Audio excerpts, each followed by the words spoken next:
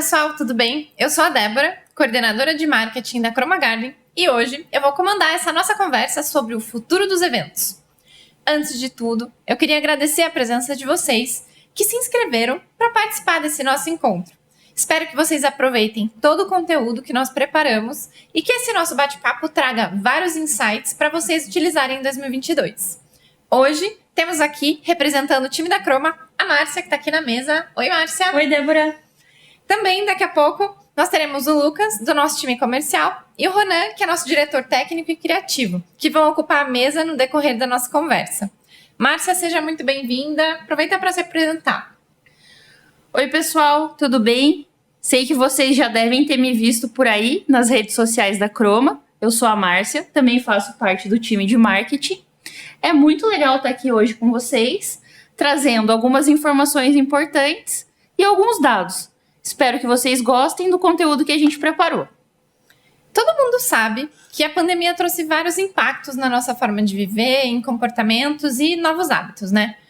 E uma coisa que a gente queria destacar é que tem uma revolução digital acontecendo nesses últimos 2 anos. Pois é, Dé. A pandemia acabou acelerando muita coisa, né? Alguns hábitos e tendências que só iam acontecer daqui a algum tempo já vieram para ficar. Vamos dar uma olhada num dado? Vamos dar uma olhada. 67% dos brasileiros com acesso à internet já participaram de um evento online. Nossa, é bastante gente, né? Sim, e metade dessa galera só teve acesso a esse tipo de conteúdo agora na pandemia. É uma transformação grande para muita gente, né? Nossa, é sim. E nesses 2 últimos anos, a gente sabe que a gente teve uma profusão de conteúdo online, assim, disponível em todos os formatos que vocês puderem imaginar. E a gente que trabalha com eventos conseguiu sentir muito na pele isso acontecendo, essa adaptação intensa e muito ágil para esses novos formatos. Então, a gente decidiu compilar várias experiências que aconteceram mundo afora, pesquisas, tendências, para compartilhar com vocês. A gente acredita que levar esse conteúdo para o maior número de pessoas só vai fortalecer o nosso mercado e, principalmente, nos preparar para o que vai rolar em 2022. Dé, e como vai ser o nosso encontro de hoje? Então, para quem está nos assistindo, aproveita para anotar, tirar um print, a forma que vocês preferirem. A gente vai ter 3 blocos. No primeiro, a gente vai falar sobre o comportamento pós-pandemia e o seu impacto nas experiências em eventos. Depois, sobre as diferenças dos eventos presenciais, online e híbridos. E o nosso terceiro e último bloco, onde a gente vai dar várias informações de como você e a sua empresa podem se preparar para os eventos em 2022. Então agora vamos falar do bloco 1, né? Vamos começar falando sobre o comportamento pós-pandemia e o impacto que isso tem nos eventos. Vamos lá, Dé. Eu não sei você, mas a minha rotina mudou muito durante a pandemia. Todos nós passamos mais tempo em casa, né? E aí a gente estava interagindo com muitas telas ao mesmo tempo. Celular, computador, tablet. De cada 10 brasileiros, 7 estão conectados à internet. Por causa disso, essa hiperconexão, vimos uma transformação em muitas áreas. E isso não podia ser diferente no mercado de eventos. Pois é, a gente acompanhou muito de perto mercados como o agrícola, né? Que dependia essencialmente das grandes feiras que acontecem em todo o Brasil, por exemplo. Vocês já devem conhecer a AgriShow, que é uma das principais feiras que acontece todos os anos. Para vocês terem uma ideia de quanto esse mercado movimenta, só em 2019 foram 2,9 bilhões de reais movimentados durante essa única feira. Então, imaginem, a partir do momento que a pandemia começou, como foi uma corrida muito acelerada para criar novos pontos de contato entre as marcas e os clientes finais, né?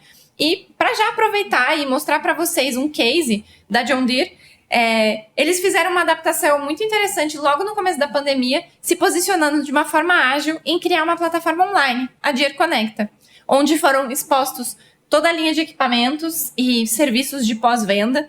Era um ponto de contato, né, de venda entre os concessionários e o cliente final e, principalmente, era um showroom. Então, as pessoas podiam se aproximar de objetos 3D, né, nesse ambiente virtual. Era uma plataforma com navegação. Então, o usuário podia, né, o cliente final, podia andar, se aproximar do produto, ler todas as informações técnicas e, melhor do que tudo isso, podia ter benefícios exclusivos por estar ali. Então, tudo isso dentro de uma plataforma online.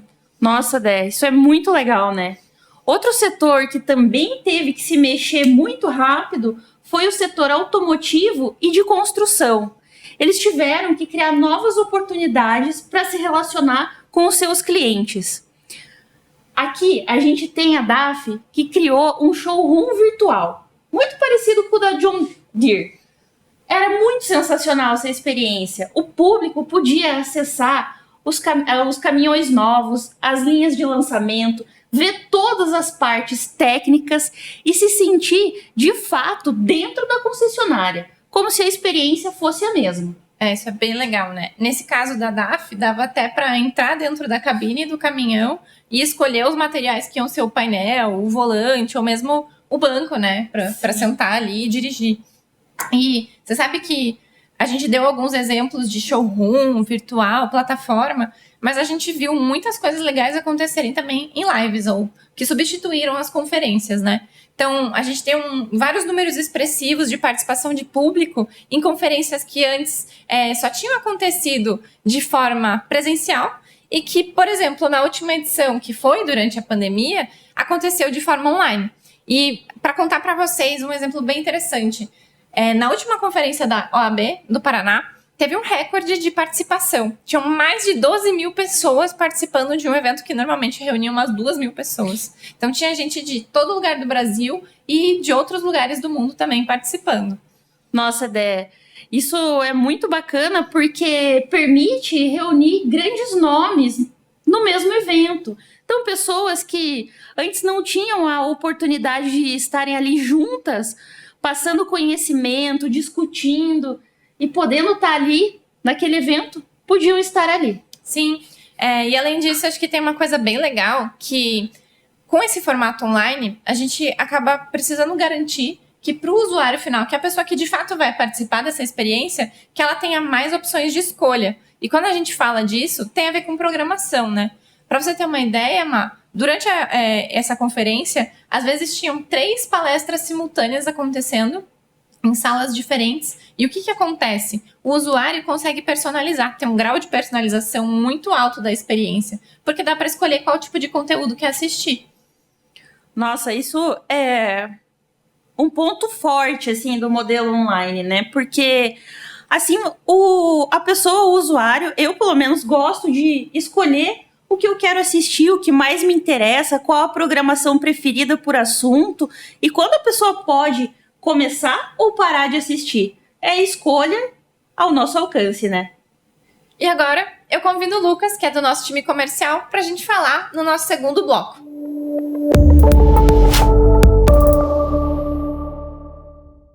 Bem-vindo, Lucas. Muito bom ter você na mesa aqui com a gente hoje. E aí, tudo bem, Débora? Tudo bem. Vamos para o segundo bloco? Vamos lá.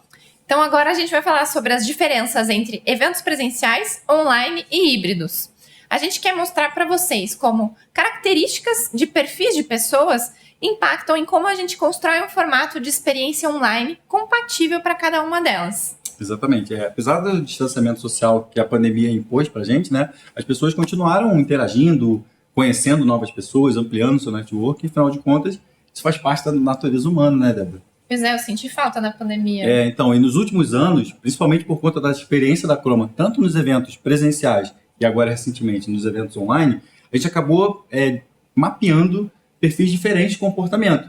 E a partir do momento que a gente entende que existem perfis diferentes, fica muito mais fácil da gente moldar o nosso evento, certo? Com certeza. Então, só para exemplificar um pouco melhor, vamos pensar aqui em 2 perfis diferentes, certo? Onde a pessoa A é aquela pessoa mais extrovertida, que gosta de falar, gosta de abraçar as pessoas.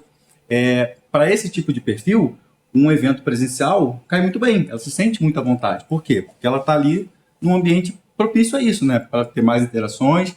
E, contrapartida, uma pessoa do perfil B, pessoa mais introvertida, mais fechada na dela, não gosta de falar muito, o evento online já caiu como uma luva, porque ela não precisa interagir com ninguém. Ela consegue acessar o conteúdo, participar ali do evento, mas se ela não quiser interagir com ninguém, beleza.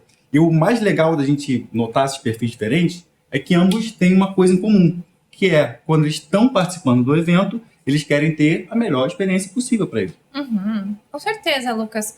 É por isso que é imprescindível a gente ter medidores, né? Dá para chamar de KPIs, mas a gente tem indicadores de como que está acontecendo essa interação com as pessoas. E quando a gente fala de evento online, é muito comum a gente pensar em número de visualizações, número de comentários, se, por exemplo, as pessoas estão usando cupons, né? Usar essas métricas de interação online, mas quando a gente para pensar nos eventos presenciais, isso também acontece. Por exemplo, a partir da venda de ingressos e outros recursos que a gente possa trabalhar. Essas métricas, elas garantem para a gente avaliar a satisfação dos participantes para justamente gerar informações para a gente nos aprimorar para os próximos eventos, próximos pontos de contato, né? Independente do contexto, a gente sempre precisa tentar otimizar para ter uma experiência mais legal. Exatamente. Eu acho que assim, quem trabalha nesse nosso setor, né, precisa entender que não é sobre a estrutura do evento, mas e sim no design completo da experiência que a gente quer levar para o nosso público. Então, assim, quando essas pessoas estão buscando participar de algum evento, elas estão buscando sempre uma experiência real para elas, né? E aí o pessoal fala, tá, mas o que é uma experiência real? Por exemplo, eu posso participar de um evento em busca de diversão, entretenimento. Você, Débora, pode participar em busca de um conteúdo exclusivo, ou então alguma mentoria, né, de alguém que você já acompanha, há algum tempo. Então, assim, independente de quem seja o público, acho que o ideal é a gente pensar numa experiência legal, que faça realmente sentido para essa pessoa naquele dia do evento. A gente, aqui na Croma, costuma usar uma técnica que a gente separou para trazer hoje para todo mundo que está nos assistindo. Imaginem assim, sempre que a gente começa a criação de um projeto, a gente usa essa metodologia que a gente vai compartilhar com vocês hoje. Só nesses últimos 2 anos, a Croma fez mais de 350 lives e 45 plataformas, esses ambientes virtuais onde acontecem os eventos. Então, vamos até dar uma ênfase aqui, né? Para você que está nos assistindo agora, se prepara para printar a tela, anotar no teu caderno, se você estiver aí perto, porque garanto que essas informações são valiosas, né, Lucas? Exatamente. Então, assim, se a gente precisar pensar numa experiência que realmente funcione, né? Igual a Débora falou, nós da Croma sempre fazemos 3 perguntas. Então, ressaltando o que a Débora falou, aproveita para anotar que isso é bem importante, tá bom? Então, vamos lá. A primeira pergunta, que é, quem está do outro lado da tela? Ou seja, né, Débora? Quem é o seu público?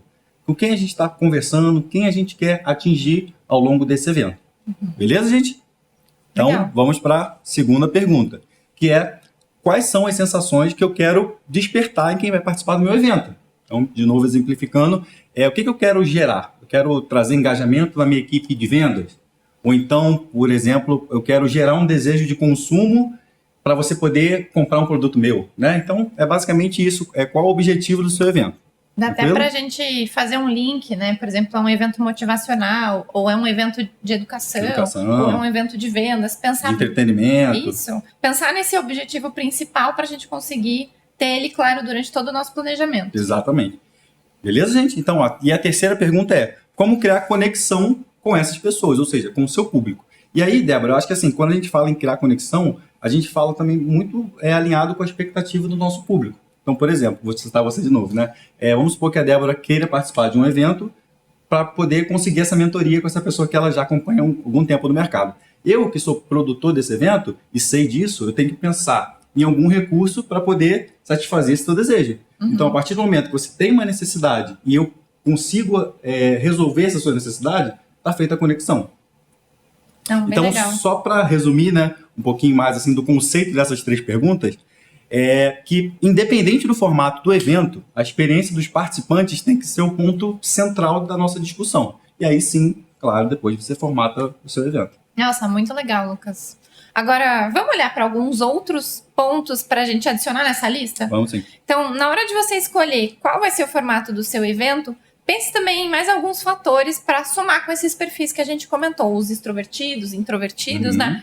Pense que os ambientes físicos normalmente têm o que a gente chama de fatores extrasensoriais. Então, são aqueles que ultrapassam visão e audição. Tá, para simplificar, o que isso quer dizer de verdade? Imagina assim, quando você tá num ambiente cheio de pessoas, já dá uma adrenalina, assim, né? Tem aquele efeito manada. Sim. Imagina, tenta se transportar pro último evento que você participou. Imagina todo mundo batendo palma ao mesmo tempo, ou batendo o pé no chão. É diferente do que acontece online, né? Com certeza. Por outro lado, o evento online traz muito mais público, né? A gente não tem aquela limitação geográfica que, meu Deus, eu preciso ir até aquele local para participar do evento. Consequentemente, isso atrai muito mais público para o evento online, né? E você acaba não tendo limitações geográficas, né? Dá Exato. para as pessoas participarem de um evento que está acontecendo do outro lado do mundo. Exato, ela consegue acessar de qualquer lugar só usando a internet. E aí, gente, vamos entrar num conceito muito importante, que é o conceito dos eventos híbridos. É aí onde as pessoas que estão participando de forma... Sempre num evento híbrido vão ter as pessoas participando de forma remota e as pessoas participando de forma presencial. A gente tem certeza que essa é a principal tendência para 2022. É aí que está o valor. Porque, a partir da pandemia, as pessoas descobriram que existem outras maneiras de vivenciar essas experiências online, né? O online veio para ficar. É muito difícil a gente voltar um passo atrás. Então, já coloquem isso no planejamento de vocês. E vamos falar um pouco mais sobre evento híbrido. Pegando um gancho do que você falou, também no evento híbrido, é também necessário a gente pensar nessa interação entre os dois públicos, né? Por exemplo, não adianta só a gente ficar transmitindo um evento que está acontecendo online. Eu acho que a gente tem que pensar em ferramentas que aumente essa interação entre os dois públicos, entre também o evento, para que essa experiência seja mais real, né? Mais efetiva. Não basta necessariamente a gente ter alguns recursos, a gente precisa pensar como criar uma interação divertida, que gere entretenimento, mesmo que seja um evento sério, né? Não tem problema nisso, assim. Então, sempre que a gente fala de evento híbrido, a gente fala como definição base. É o melhor do evento presencial junto com o melhor do evento online. Exatamente. E até por isso, quando a gente está produzindo o evento, bem lá no início, na etapa de planejamento, a gente tem que pensar o seguinte: quais são os recursos que eu consigo ofertar dependendo do formato, né? Então, se ele vai ser online, presencial ou híbrido. Então, a partir do momento que eu conheço esses recursos, quais experiências eu consigo em determinado formato, eu defino como vai ser o meu evento. E aí, Débora, é legal que assim que eu consigo definir isso, a gente deixar bem claro para o nosso público. Seja no momento que ele vai comprar um ingresso, né, ou então fazer uma inscrição, porque aí, vamos pensar, né, agora olhando como se eu fosse o público, eu consigo ver qual é a experiência que eu vou atingir naquele determinado dia, naquele determinado evento. Muito legal. É a gente dando o poder de escolha para os nossos participantes. Exatamente. E esse é a mágica do evento híbrido, né?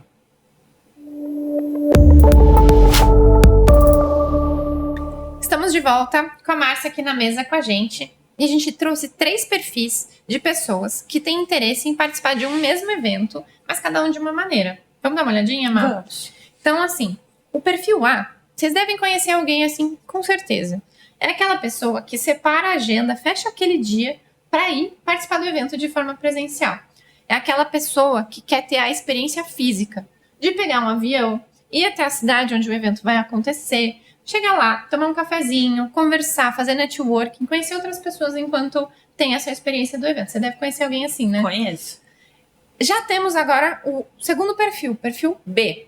Por exemplo, uma pessoa que mora no eixo Rio-São Paulo. Então, ela tem um certo acesso para chegar até um local de evento, mas ela escolhe participar de forma remota. Então, é a experiência online.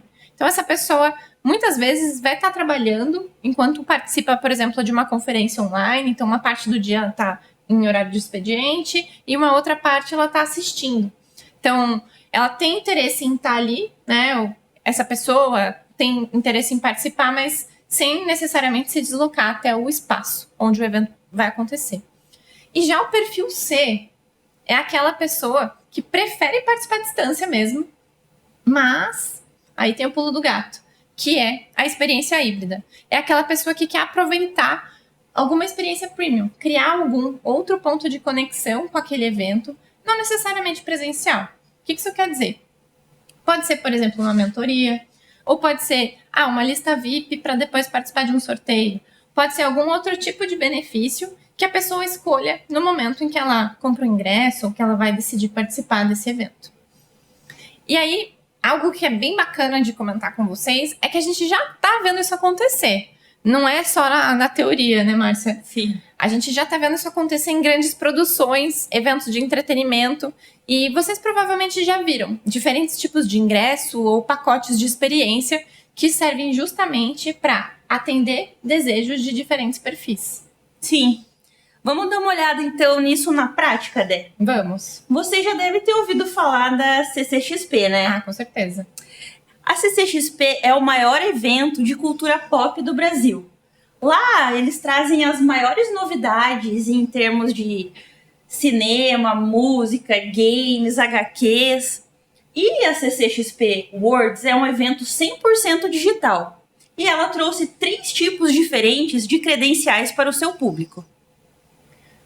E como que funcionam essas credenciais, Márcia? Então, essas credenciais funcionam da seguinte maneira. A primeira credencial, ela é a mais básica de todas. Ela dá acesso gratuito à plataforma e a pessoa consegue ver mais ou menos uns 5 conteúdos ali dos palcos totais, né? E também ela consegue interagir com os outros participantes através de uma fancam, que é uma câmera de fãs, né? É bem legal porque você consegue acessar, trocar uma ideia ali com a pessoa que curte a mesma série que você. Já a credencial intermediária, ela te dá acesso a todos os conteúdos da plataforma, que são conteúdos exclusivos, trailers inéditos, coisas muito bacanas, lançamentos mesmo. Coisa pra quem é bem fã. Assim. Coisa para quem é bem fã. E também te dá acesso a uma área com conteúdo que você consegue assistir depois que o evento acabou. Que legal. Além disso, também eles conseguem fazer a mesma interação que a primeira credencial, que é a credencial gratuita, né? Também tem a câmera dos fãs que você pode interagir. E aí a última credencial, que é a Master Blaster, ela te dá acesso a tudo, com direito aos conteúdos mais quentes e mais novos do mercado.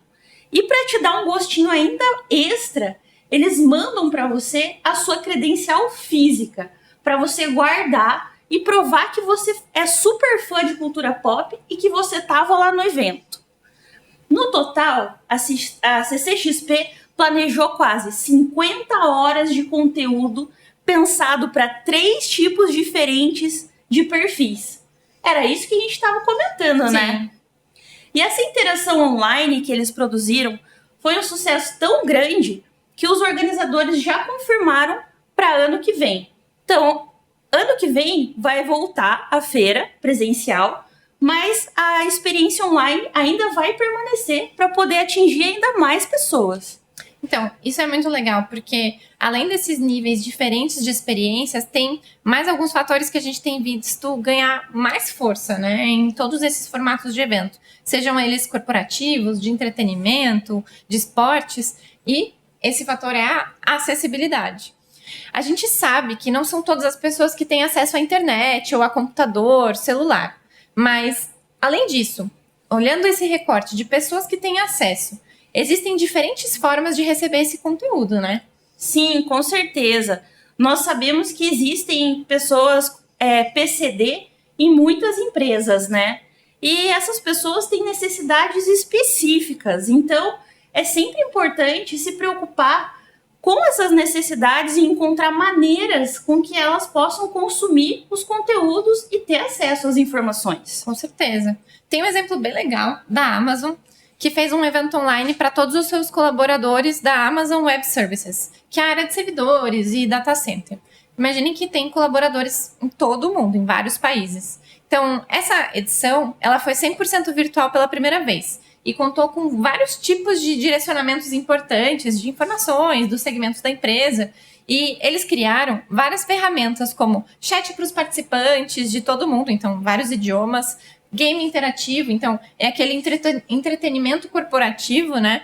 Atividades para mesclar com aquele aprendizado, treinamentos. E para vocês terem uma ideia, esse evento durou 3 semanas. Então eles criaram uma grade de conteúdo bem diversa, justamente para dialogar com os diferentes interesses de cada uma dessas pessoas. Um dos pontos mais interessantes é que, nesses diferentes contextos, eles criaram opções de tradução, de leitores, de libras, opção de vídeo, tradução, legenda, apresentações com compatibilidade de leitores para, por exemplo, quem é deficiente visual.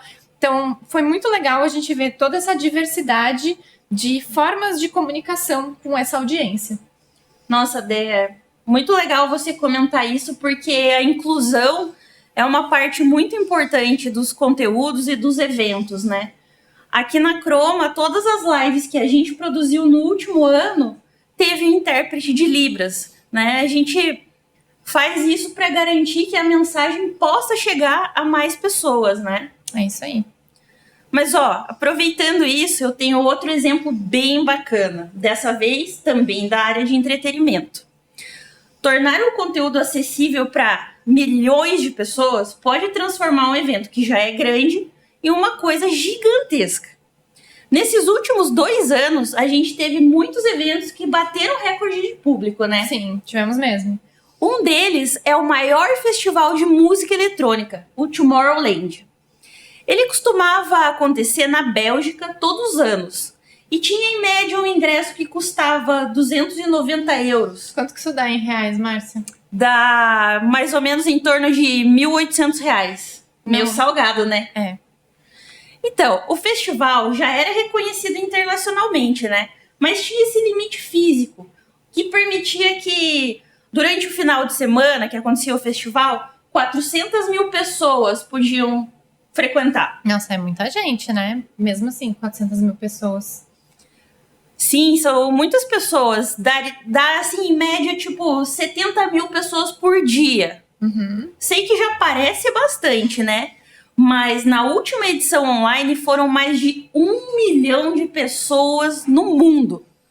Gente, é como se você enchesse 13 maracanãs de uma só vez. Nossa, é muita gente. Mas como é que eles fizeram isso? Então, uma coisa que eles fizeram para conseguir atingir tanta gente foi reduzir o preço do ingresso.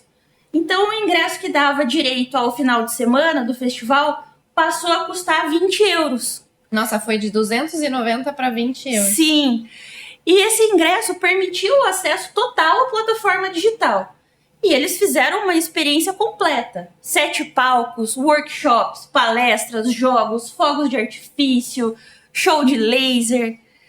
E é claro, né, tudo isso oferecido para as pessoas sem deixar de contar a interação, né? Óbvio que tinha chat que os participantes podiam interagir ao vivo enquanto assistiam os shows. Então, isso deixou muito claro para todo mundo que a qualidade do festival não caiu, mesmo sendo online, e o festival conseguiu promover para o público uma experiência incrível. O mais legal nisso tudo é pensar que a gente não precisa necessariamente, quando a gente olha para essas produções gigantes, a gente pensa, poxa, mas como que eu vou relacionar isso com o meu tipo de evento, né? Que não necessariamente tem esse mesmo porte de orçamento. Mas uma coisa muito legal dos eventos online é justamente a gente pensar como, além de amplificar público e tudo isso que a gente já comentou, eles permitem a gente criar ambientes impossíveis, né? Às vezes com um orçamento menor do que, obviamente, a gente está falando desses grandes festivais, a gente consegue ter como um dos maiores benefícios criar cenários digitais para transmissões ao vivo, para lives. Então, a gente pode transformar, às vezes, uma sala que é pequena em alguma coisa gigante, que é impossível de construir, seja pela engenharia, arquitetura, no ambiente físico. E a gente queria mostrar para vocês alguns projetos que a gente desenvolveu com o time da Croma. Sim. Vamos dar uma olhada? A gente trouxe primeiro o Arrancadão. Gente, o Arrancadão é um projeto incrível, né, Dé? A gente conseguiu transformar um estúdio pequeno, com o pé direito apertado, numa pista de Grand Prix de dragster. Então, gente, imagina só, um evento online corporativo que normalmente, né, era um pouco mais assim, não digo assim parado, né, mas ele era normalmente um pouco mais, não era tão dinâmico. Eles conseguiram transformar numa pista incrível. O dragster entrava numa RA, né, numa realidade aumentada, em frente aos apresentadores. Era sensacional. O público ficou muito impressionado e todo mundo gostou muito. Com certeza ficou muito marcado na história dessa empresa, né, do Sim. Sicredi. Essa produção, ela serviu para um dia de premiação, né, um dos formatos de evento corporativo que a gente vê muito no nosso mercado, que é aquele momento ou no final do ano ou no comecinho do ano seguinte, justamente para fazer uma premiação por performance, por resultados. Então, por que não criar um conceito, nesse caso, né, do carro de arrancada, para criar todo um autódromo e criar uma experiência completamente diferente para os colaboradores, né? E aí a gente queria mostrar mais agora o projeto também para o Sicredi, que foi o Summit Mulher. Esse projeto, ele traz como referência um cenário também. Para vocês terem uma ideia, foi executado exatamente na mesma sala que o Arrancadão, ou seja, parte do escritório mesmo, com o pé direito ali de 2,5 metros, e que a gente transformou como se fosse uma janela que dava para um resort. Então, tinha lá fora um céu azul, com palmeiras, toda uma vegetação 3D, igual cenário de game mesmo, com a apresentadora que fazia toda a programação. E aí, vamos para mais um exemplo? Vamos sim, Dé. Falando um pouquinho de mundos impossíveis, né, ainda nesse contexto, imagina se você quisesse, Márcia, criar uma escada, de repente. Né? Isso envolve custo, né? Isso envolve investimento em estrutura. Mas, com o cenário virtual, né, uma live com ambiente virtual, você consegue fazer algumas construções fora do comum, assim. Criar, por exemplo, um ambiente lúdico. Esse que a gente está mostrando para vocês foi inspirado na obra do artista, o Escher, e tem escadas que levam os nossos olhos para vários lugares, várias janelas, andares impossíveis que terminam em portas, e serviu justamente para um evento de uma universidade, né, da Uninter. E aí a gente trabalhou com toda a identidade dessa faculdade, as cores do azul e o amarelo, para criar esse ambiente lúdico para acontecer todo esse contexto do evento. Nossa, Dé, é sensacional, é incrível. Eu fico arrepiada de ver o que o cenário virtual consegue trazer para um ambiente, né? As transformações são sensacionais. Sim. E o que é mais legal é a gente perceber, durante esses eventos, o quanto as pessoas interagem muito mais. A gente falou muito sobre interação, sobre experiência, e é muito importante a gente destacar como o cenário virtual, além de trazer essa flexibilidade para essa estrutura da live, ela permite a gente transformar um ambiente que muitas vezes é uma escolha econômica por parte da empresa que está fazendo essa contratação, por seu escritório. Esse da Uninter a gente fez no corredor da universidade, para vocês terem uma ideia. Nossa. E transformar isso em algo que, se você fosse fazer um aluguel de um estádio, sairia muito mais caro, ou de uma outra área, um pavilhão. Então, a gente consegue garantir muito mais interação dos nossos participantes, que são aqueles que de fato são o público do nosso evento, e garantir que o online, o presencial e o híbrido estejam nessa soma, né? Foram tantos exemplos, né? Então, vamos aproveitar agora e ir para o nosso terceiro bloco?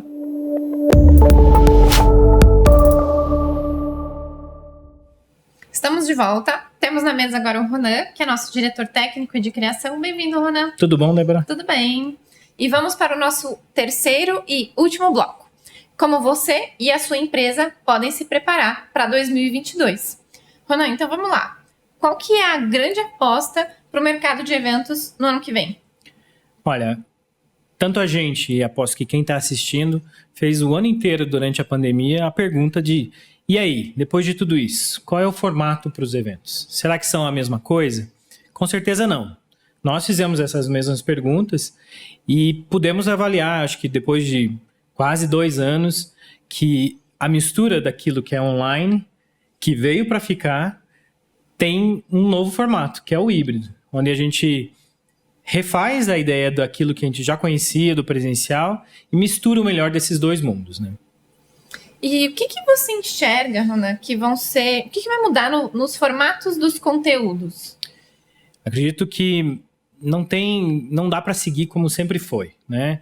A gente está juntando, então, um público novo que vem do online que tem uma certa ansiedade por velocidade. Então, aquele evento arrastado, com palestras longas, com horas e com uma didática que talvez às vezes não ajude e não interesse, a pessoa que é do online está acostumada a estar com um clique de distância para mudar de conteúdo. Não gostei disso, então eu vou trocar. Esse mesmo estímulo e esse mesmo espírito vai acontecer nessa mistura dos eventos que acontecem, mesmo que fisicamente, eles precisam de uma nova dinâmica, com uma velocidade diferente. É muito mais fácil, talvez, dividir uma palestra longa em 4 outras palestras, dividir em temas diferentes, porque a velocidade de consumo das pessoas é outra. Uhum. E a gente fala muito sobre dar o controle na mão do participante, né? A gente entender esse espaço do usuário final, do participante, como o ponto-chave da experiência, Sim. né? Acho que o online tem essa característica de que a pessoa escolhe. Ela faz a escolha do que eu quero ver, do que eu não quero ver. Talvez ela esteja em casa confortável para poder não se preparar para algum evento e se não participar é fácil de você sair. Então, como levar isso para o presencial? A gente percebe que tem que ser uma mão de duas vias, assim. O online promove isso, da gente poder fazer algo que as pessoas interajam, que tenham ferramentas para essa interação. Então, como trazer isso também para o presencial na mistura do que a gente está chamando de híbrido, né? Um público novo que talvez esteja assistindo e também participando com online, que precisam dos seus estímulos de interação e que isso também aconteça com aquele público que estiver presencial. Uhum. A gente viu nesses 2 últimos anos muitas lives acontecendo, né? E acho que todo mundo deve estar se perguntando, basta continuar fazendo live? Sem dúvida não. Acho que não é mais uma live, né? A gente teve meses aí de experiência e eu diria até de um certo cansaço, assim, né? De tantas lives num formato que é parecido com aquelas reuniões que todas as empresas têm feito hoje, né? Então, aquela reunião à distância, com câmera. Eu acho que o evento online não pode ter essa característica apenas, né? Ele tem outros recursos e que a gente pode chamar de um online 2.0, que ele deixa de ser só aquele acesso virtual de participantes remotos que parece que estão numa reunião para você trazer conteúdos e pensando numa experiência completa. Entendendo que aquela pessoa que está assistindo do outro lado é um ser humano que funciona de forma integral, não só com o raciocínio de pegar conteúdo, mas de ter uma experiência sensorial, de ter uma experiência emotiva, se for o caso, e você usar recursos para atrair com entretenimento. Então, são vários itens que a gente pode estimular e oferecer isso, né? Uhum. Dentre recursos de tecnologia, tem algo que você, que a Chroma enxergam como um carro-chefe, assim, que pode transformar essa experiência? Acho que são vários, né? A maneira que a interação acontece. Então, se pensar no online, são ferramentas, né? Quase aquilo que a gente está acostumado de usar nos nossos aplicativos de celular, que eu tenha maneiras de me comunicar, que eu tenha maneiras de interagir, de contribuir com um evento, de mandar coisas, de receber coisas, que isso seja de fato uma mão dupla, com chats, com salas especiais, com conteúdos que são montados para as pessoas específicas. Então, acho que são muitas as ferramentas além da parte de conteúdo, que acho que é um forte que a gente aposta com o audiovisual, de trazer a realidade aumentada para os cenários, um cenário virtual que, como foi tudo mostrado, né, que a gente consegue expandir com recursos que nem sempre são aqueles mais caros. A gente pode oferecer ambientes que são onde a imaginação que seriam os limites, né? Então, são muitos os recursos, né? E quando a gente fala de realidade aumentada, acho que vem muito na cabeça das pessoas os jogos, né, de celular, o Pokémon Go, que ficou super popular, mas dá pra gente pensar nisso como um recurso de transmissão de mensagens, né? Sim. Às vezes, pensar desde o início de uma experiência em como utilizar esse tipo de recurso é a chave do negócio. Não deixar para utilizar a realidade aumentada como um complemento, mas sim como o centro. Sim. Como, por exemplo, somar numa apresentação um gráfico que sai do chão, ou, dependendo do assunto que se está falando, trazer elementos tridimensionais justamente para melhorar a pregnância dessas informações, melhorar a didática, tornar aquilo mais surpreendente, porque a gente sabe que cada dia a gente quer ser surpreendido, a gente quer ter alguma coisa que a gente nunca viu, né? E a gente sabe a velocidade que a gente tem isso em aplicativos e com certeza a gente precisa se armar para nos eventos fazer a mesma coisa. Eu acho que a mensagem, eu percebo aí uma brecha grande que existe nos eventos com os nossos clientes, de que a criação de um conteúdo que talvez a gente responda aquelas perguntas que a gente viu antes com o Lucas, né? Quem é o meu público? O que eu estou falando? Que experiência que eu estou provocando para eles, né? Se eu consigo responder essas questões, nem sempre eu vejo que ainda talvez muitos dos eventos não respondem isso, né? Não se comunicam talvez da melhor forma e acho que a didática para isso, os recursos que a gente tem são todos esses, de ter uma experiência talvez da gamificação, como você falou, que é um atrativo que pode ter do online, que a gente pode tentar trazer para o presencial também. E o recurso, assim, do ambiente, que a gente use a tecnologia não gratuitamente, mas com algum propósito.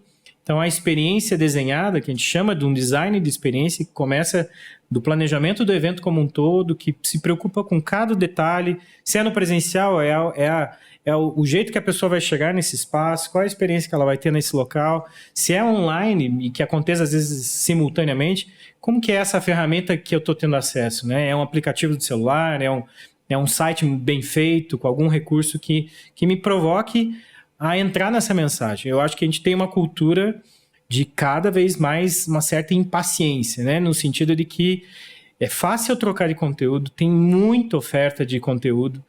Então, os conteúdos que são gratuitos e não contribuem, eu acho que as pessoas não se interessam, né? Então, provocar coisas que a mensagem seja clara, didática, chegue nas pessoas. Então, os recursos que não só são a tecnologia pela tecnologia, ela tem que funcionar, né? Então, acredito que o futuro dos eventos é muito promissor, né? Então, por isso, a gente precisa continuar evoluindo para atender as demandas que nos esperam em 2022. Entender que os recursos estão à nossa disposição e que a gente precisa usar a nossa criatividade para aplicar e, principalmente, analisar o perfil de cada pessoa que está na nossa frente ou do outro lado da tela para conseguir construir experiências mais significativas.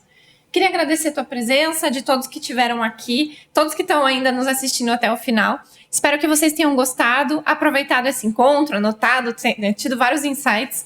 Depois contem pra gente o que vocês acharam. Manda mensagem, pode ser nos nossos canais, redes sociais. E se quiserem, mandem temas também para esses nossos próximos encontros. Obrigada, Ronan, pela presença. A todos vocês. Até a próxima. Tchau.